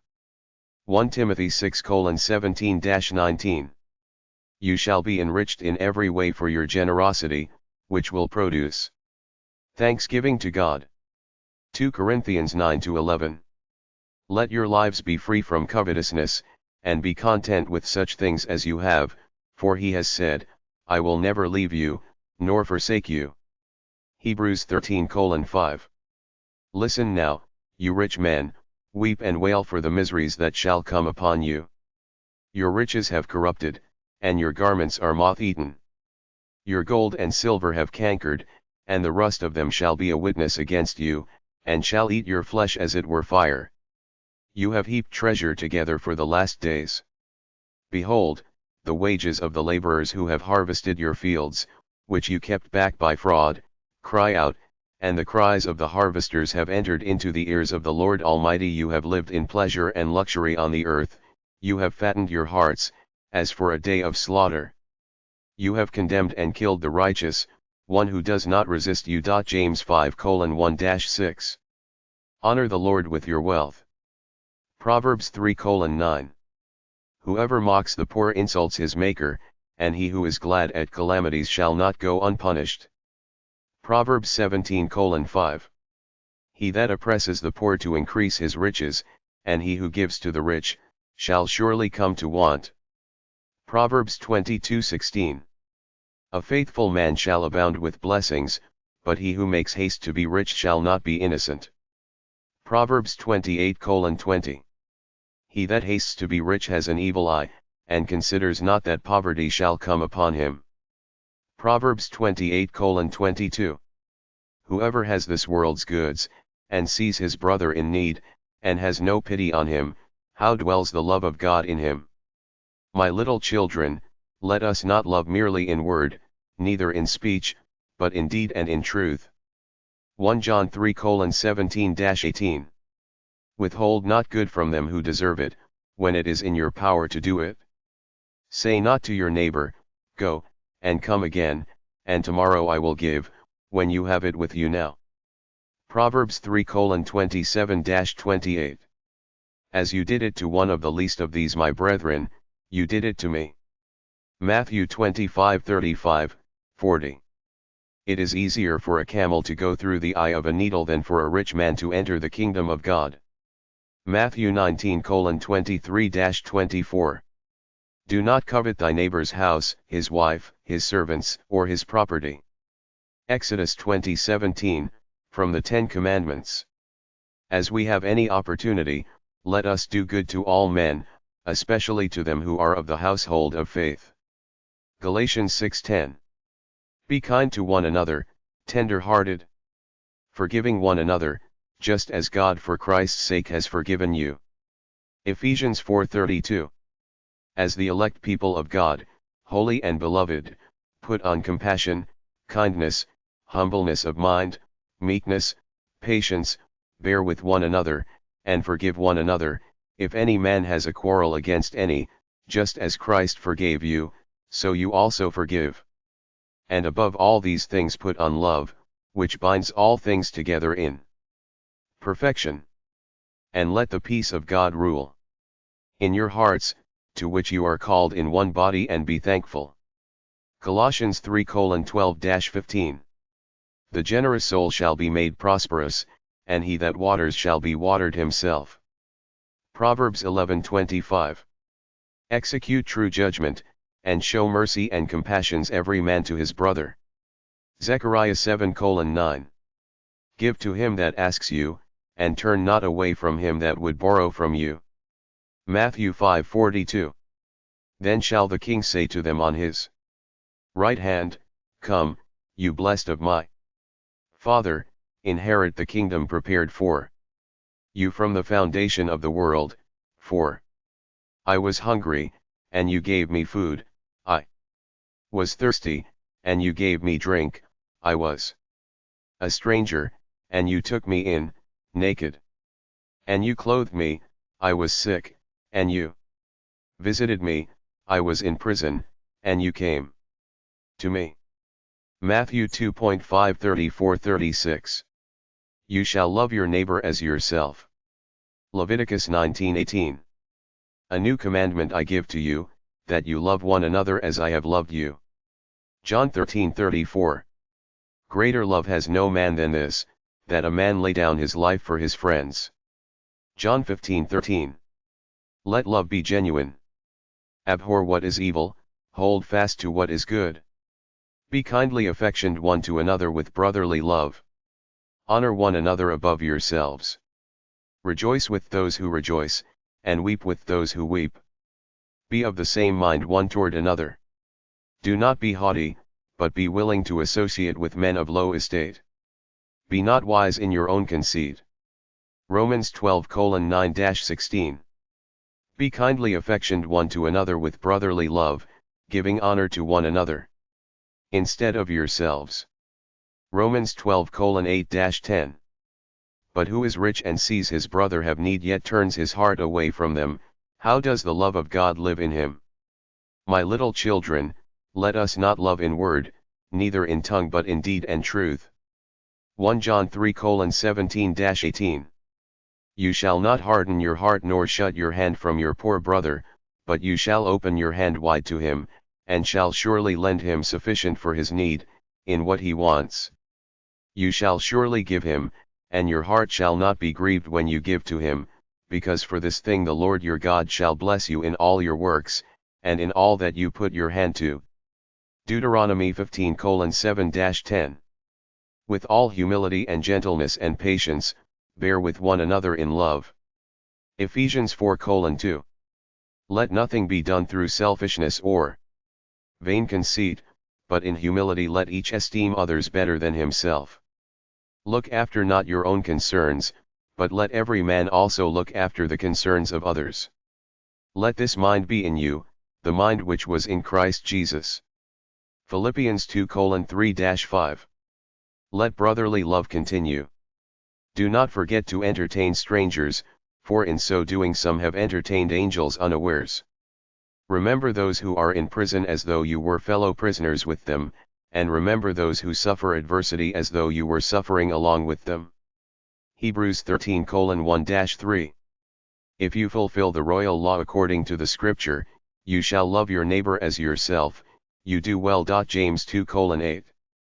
Now that you have purified your souls by obeying the truth so that you have genuine love for the brethren, see that you love one another deeply with a pure heart. 1 Peter 1:22. Be all of one mind, having compassion for one another, love as brethren, be tender-hearted, be courteous. 1 Peter 3:8. Above all things have constant love among yourselves, for love shall cover a multitude of sins. 1 Peter 4:8. Add to your faith virtue, and to virtue add knowledge, and to knowledge self-control, and to self-control patience, and to patience godliness, and to godliness brotherly kindness, and to brotherly kindness charity. 2 Peter 1:5-7. A certain man went down from Jerusalem to Jericho, and fell among thieves, who stripped him of his clothing and wounded him and departed, leaving him half dead. And by chance there came by a certain priest, and when he saw him, he passed by on the other side. And likewise a Levite, when he was at the place, came and looked at him, then passed by on the other side. But a certain Samaritan, as he journeyed, came where he was, and when he saw him, he had compassion on him, and went to him, and bound up his wounds, pouring in oil and wine, and set him on his own beast, and brought him to an inn, and took care of him. And on the next day when he departed, he took money, gave it to the innkeeper, and said to him, Take care of him, and whatever else you spend, when I come again, I will repay you. Luke 10:30-37. Blessed is he who considers the poor, the Lord will deliver him in time of trouble. The Lord will preserve him, and keep him alive, and he shall be blessed upon the earth, and you will not deliver him to the will of his enemies. The Lord will strengthen him upon the bed of sickness. Psalms 41:1-3. What did we bring into the world? Nothing. What can we take out of the world? Nothing. So then, if we have food and clothes, that should be enough for us. But those who want to get rich fall into temptation and are caught in the trap of many foolish and harmful desires, which pull them down to ruin and destruction. For the love of money is a source of all kinds of evil. Some have been so eager to have it that they have wandered away from the faith and have broken their hearts with many sorrows. 1 Timothy 6:7-10. Command those who are rich in the things of this life not to be proud, but to place their hope, not in such an uncertain thing as riches, but in God, who generously gives us everything for our enjoyment. Command them to do good, to be rich in good works, to be generous and ready to share with others. In this way they will store up for themselves a treasure which will be a solid foundation for the future. And then they will be able to win the life which is true life. 1 Timothy 6:17-19. But who is rich and sees his brother have need yet turns his heart away from them, how does the love of God live in him? My little children, let us not love in word, neither in tongue but in deed and truth. 1 John 3:17-18. There is one who gives freely, and yet increases, and there is another who withholds what is due, yet it leads to poverty. Proverbs 11:24. The generous soul shall be enriched, and he that gives water shall be watered himself. Proverbs 11:25. He that despises his neighbor's sins, but he who has mercy on the poor, happy is he. Proverbs 14:21. Whoever mocks the poor reproaches his maker. Proverbs 17:5. He that has pity upon the poor lends to the Lord, and what he has given will he pay him again. Proverbs 19:17.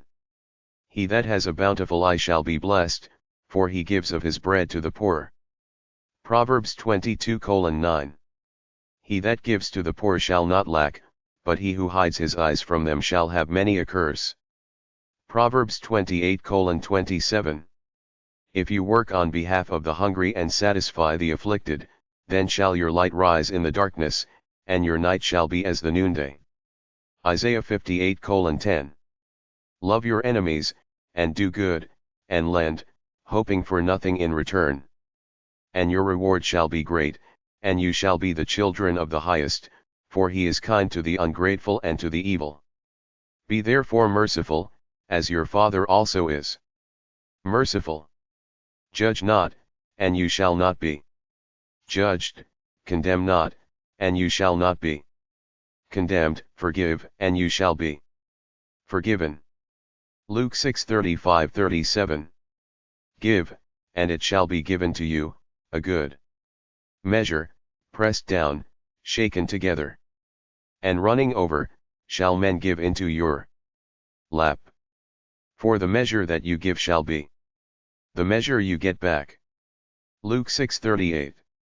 When you make a dinner or a supper, call not your friends, nor your brethren, neither your kinsmen, nor your rich neighbors, lest they also invite you in return, and a recompense be made you. But when you make a feast, call the poor, the maimed, the lame, the blind. And you shall be blessed, for they cannot recompense you, for you shall be recompensed at the resurrection of the just. Luke 14:12-14. Jesus looked up and saw the rich men casting their gifts into the treasury. And he saw also a certain poor widow casting in there 2 small coins. And he said, Truly, I say to you that this poor widow has cast in more than they all. Luke 21:13. Take heed that you do not your charity before men, to be seen by them, otherwise you have no reward from your Father who is in heaven. Therefore when you do your alms, do not sound a trumpet before you, as the hypocrites do in the synagogues and in the streets, that they may receive glory from men. Truly I say to you, they have their reward. But when you do alms, let not your left hand know what your right hand does, that your alms may be in secret, and your Father who sees in secret himself shall reward you openly. Matthew 6:1-4. You know the grace of our Lord Jesus Christ, that, though he was rich, yet for your sakes he became poor, that you through his poverty might be rich. 2 Corinthians 8:9. He who sows sparingly shall reap also sparingly, and he who sows bountifully shall reap also bountifully. Every man should give what his heart has decided, not grudgingly, or from necessity, for God loves a cheerful giver. 2 Corinthians 9:6-7. As we have opportunity, let us do good to all men, especially to them who are of the household of faith. Galatians 6:10. If any provide not for his own, and specially for those of his own house, he has denied the faith, and is worse than an unbeliever. 1 Timothy 5:8. Chapter 4. The False Gods of Capitalist Society. Cultural indoctrination. In general, these are the 2 major conformist groups in society. The straight-laced, God-fearing, materialistic, Republican, conservative, ambitious capitalists.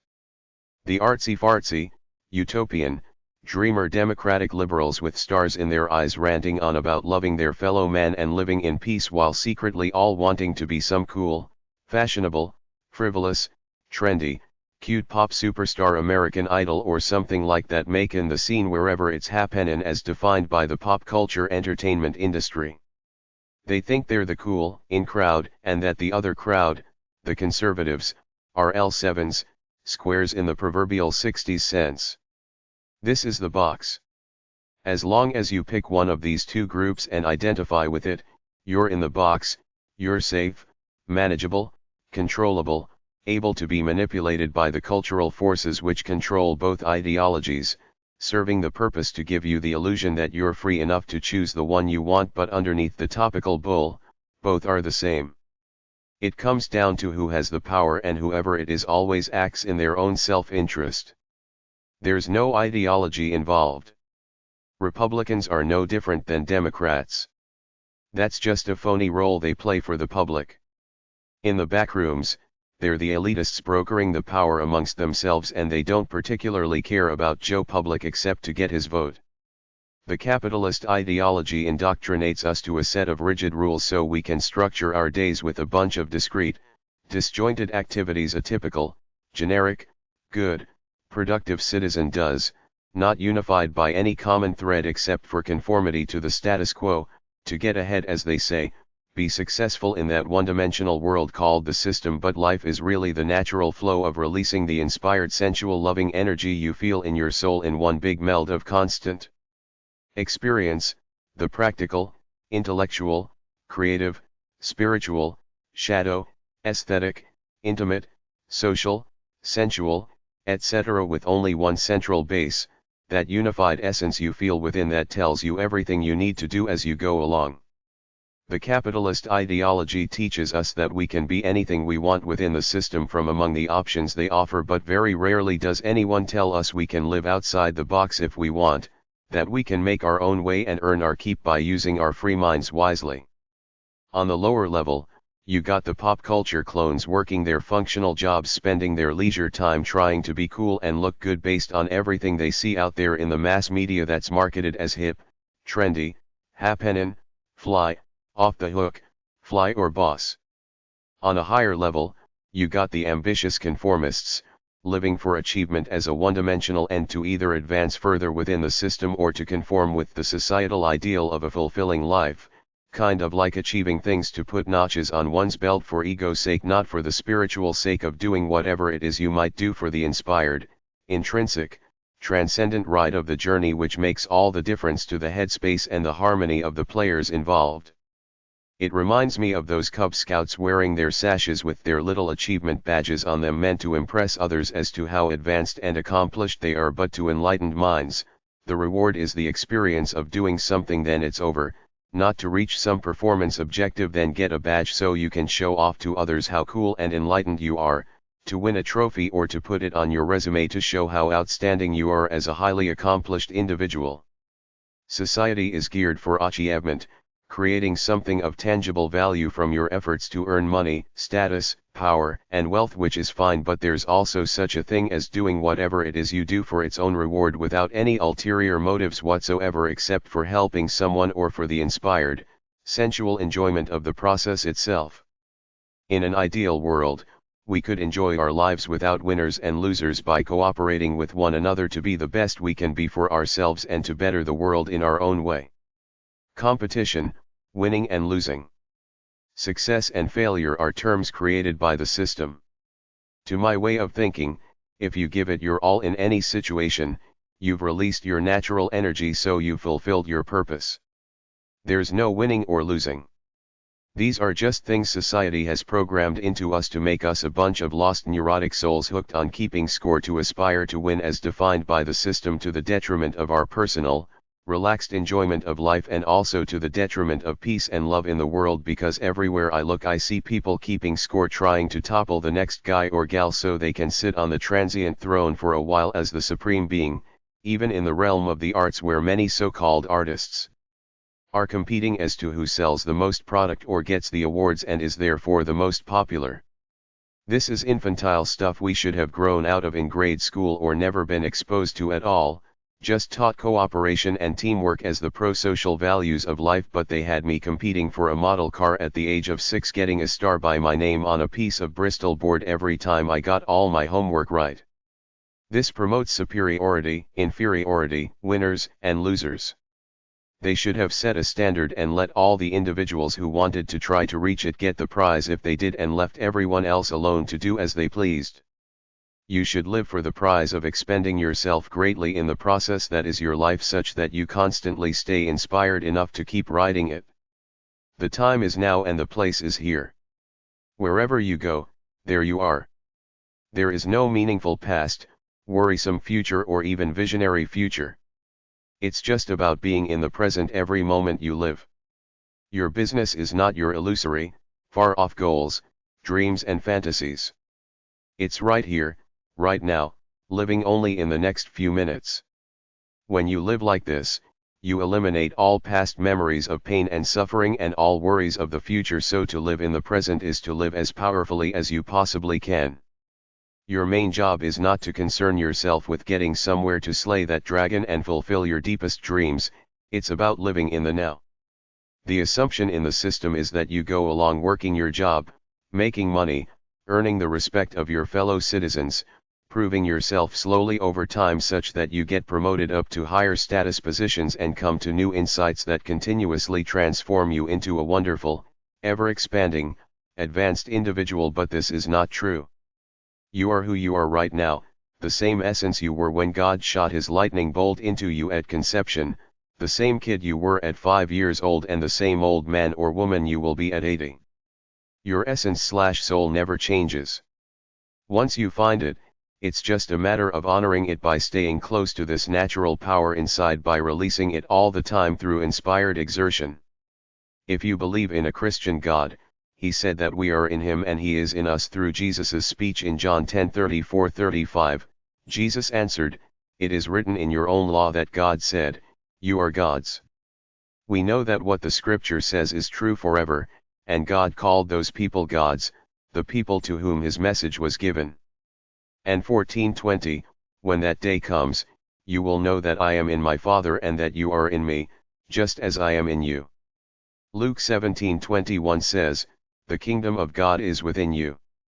Romans 12:2 says, "Do not conform any longer to the pattern of this world but be transformed by the renewing of your mind, then you will be able to test and approve what God's will is, His good and perfect will."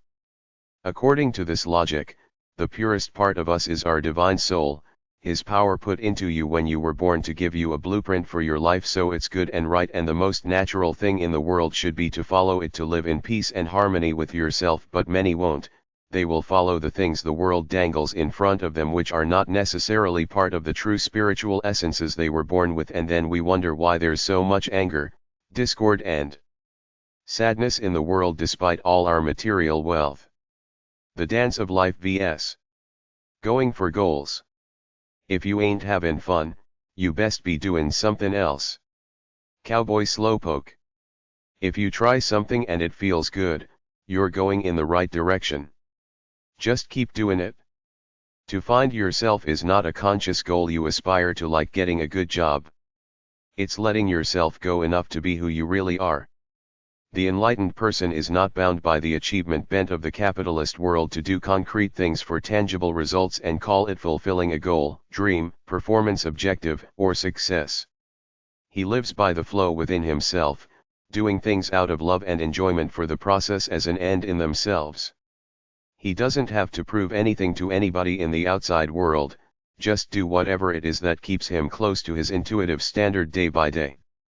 Successful people, according to society's standards, are following an agenda beyond themselves, living by rules in the box, looking for tangible, concrete results to further elevate their worth to themselves and to the world on a kind of unwritten report card of achievement which has been drilled into good little clones ever since grade school, to always strive to achieve A's, be near the top of the class and fill up that illusory resume with all kinds of positive extracurricular activities to reassure themselves that they're winners according to society's standards. Then they can be in the so-called elite group of the established order, talk to other successful clones, compare themselves to each other, try to show off that they're better as an elite group distinct from the rest of society as they spend their energies trying to impress one another.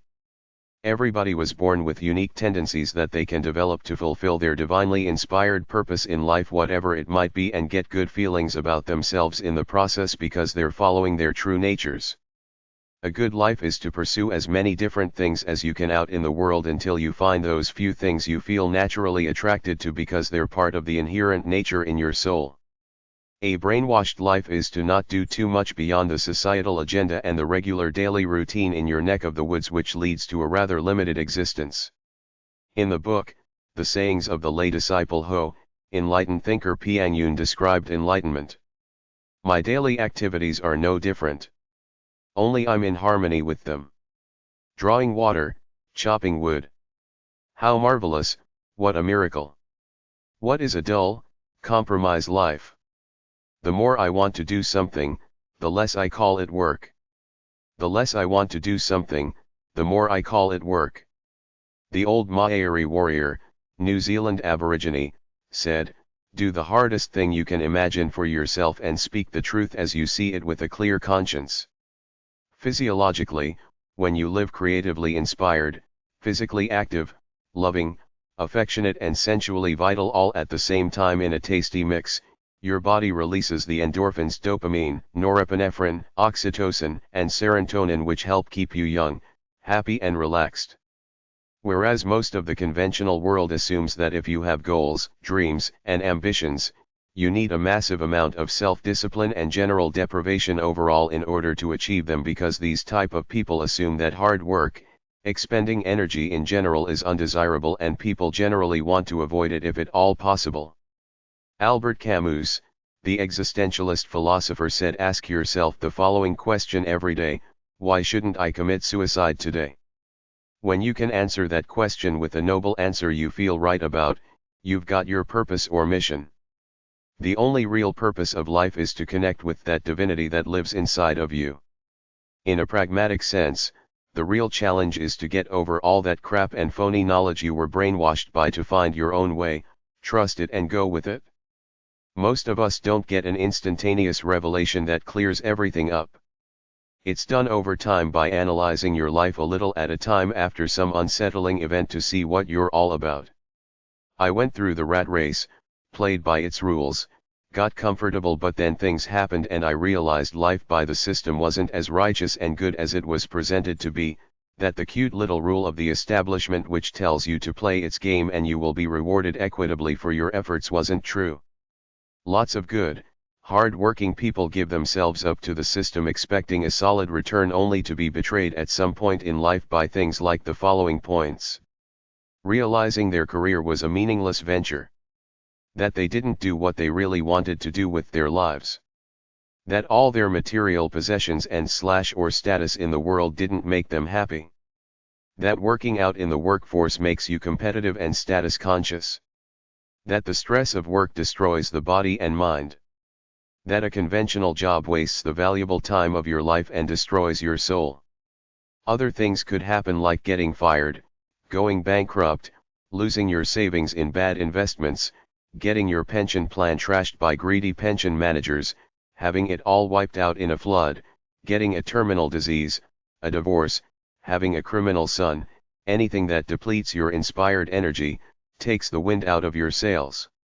When you compound this with the realization that you've lived a half-assed, compromised life not doing what you really wanted to do, it's often enough to create another lost soul having given up on any transcendent pursuits that may have originated in their souls in order to be content with TV, a nice car and good-tasting food.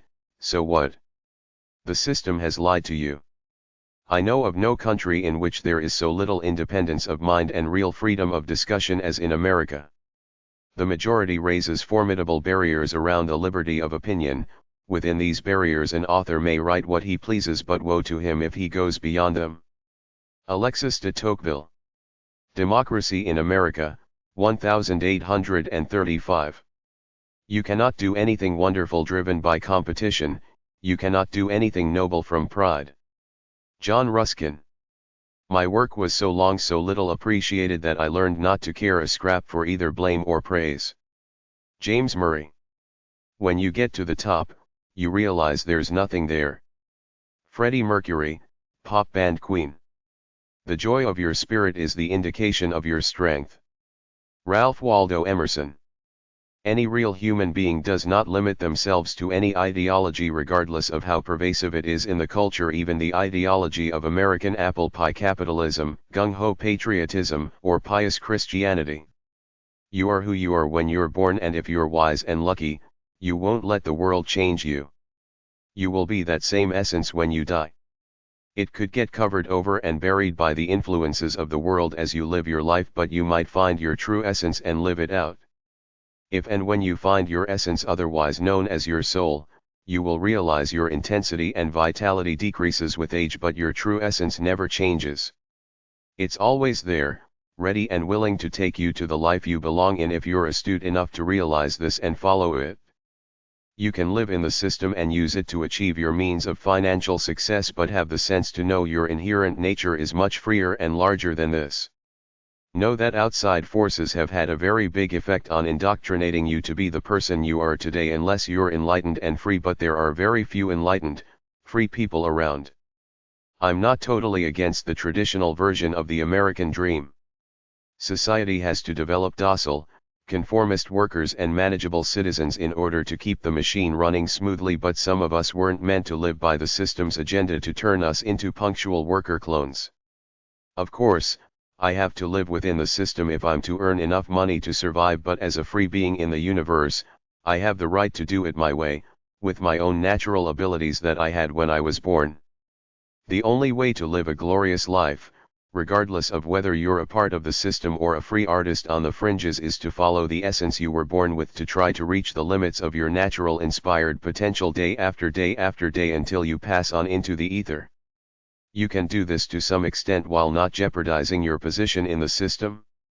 Give them what they want to get your paycheck, but don't sell your soul to them.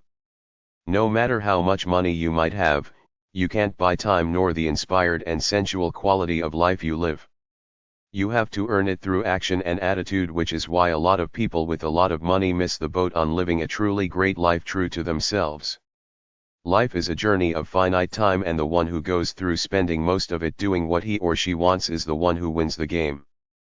In today's world, probably for the first time in history, even people like me, regular peasants without silver spoons in our mouths, can go off and pursue free lives doing what we really want to do as long as we're a little bit sensible about it and live frugally, whereas most people in humanity, past and present, didn't and don't have this option.